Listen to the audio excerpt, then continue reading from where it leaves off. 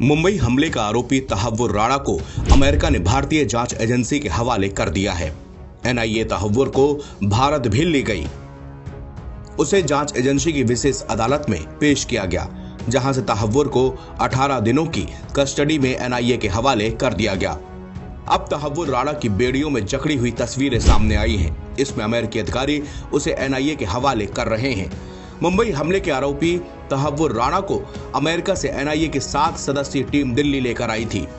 इसके बाद इसका मेडिकल चेकअप कराया गया, फिर एनआईए ने उसे सीधे कोर्ट में पेश किया। तहव्वुर राणा की पहली रात तो इधर उधर में ही निकल गई। वह कुछ देर एनआईए हेडक्वार्टर में रहा, फिर उसे पटियाला हाउस कोर्ट में पेश किया गया। इस दौरान सुरक्षा व्यवस्था काफी चाक चौबंद रही। देर रात फिर उसे रिमांड में भेज दिया गया। इसके बाद उसको एनआईए हेडक्वार्टर में भेज दिया गया। यानी उसकी पहली रात कभी अदालत तो कभी रास्ता तो कभी एनआईए हेडक्वार्टर में ही कटी। अमेरिकी न्याय विभाग कैलिफोर्निया के सेंट्रल डिस्ट्रिक्ट में अमेरिकी मार्शलों ने पाकिस्तानी नागरिक और कनाडाई नागरिक तहव्वुर राणा की हिरासत भारत के विदेश मंत्रालय के प्रतिनिधियों को सौंप दी। तहव्वुर राणा अब 18 दिनों के लिए एनआईए की हिरासत में है। इस दौरान एजेंसी उससे विस्तृत पूछताछ करेगी ताकि मुंबई हमलों के पीछे की पूरी साजिश का पता लगाया जा सके। इन हमलों में कुल 166 लोगों की जान चली गई थी, जबकि 238 लोग घायल हुए थे।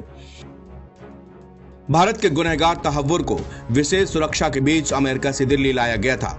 उसे भारत लाने के लिए विशेष टीम बनाई गई थी, जिसे दिल्ली के पालम एयरपोर्ट पर प्लेन के लैंड होते ही तहव्वुर को एनआईए के हवाले किया गया। एनआईए ने सबसे पहले तहव्वुर का मेडिकल चेकअप कराया।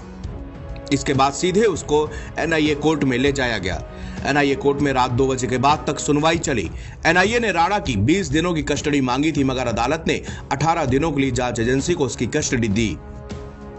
हालांकि तहव्वुर राणा किसी भी कीमत पर अमेरिका से भारत नहीं आना चाहता था। इसके लिए उसने सारे पैतरे आजमा लिए थे।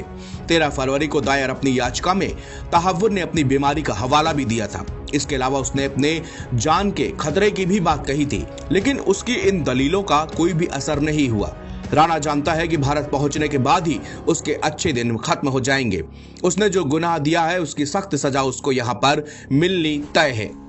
राणा ने यहां तक तर्क दिया था कि भारत को उसका प्रत्यर्पण अमेरिकी कानून और संयुक्त राष्ट्र के यातना विरोधी कन्वेंशन का उल्लंघन है, क्योंकि उसे भारत में यातना का खतरा है।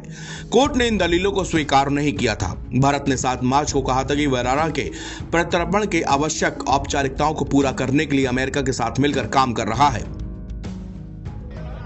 दरअसल अमेरिकी राष्ट्रपति डोनाल्ड ट्रंप ने पिछले महीने वाशिंगटन में प्रधानमंत्री नरेंद्र मोदी के साथ बैठक के बाद राणा के प्रत्यर्पण की मंजूरी दी थी।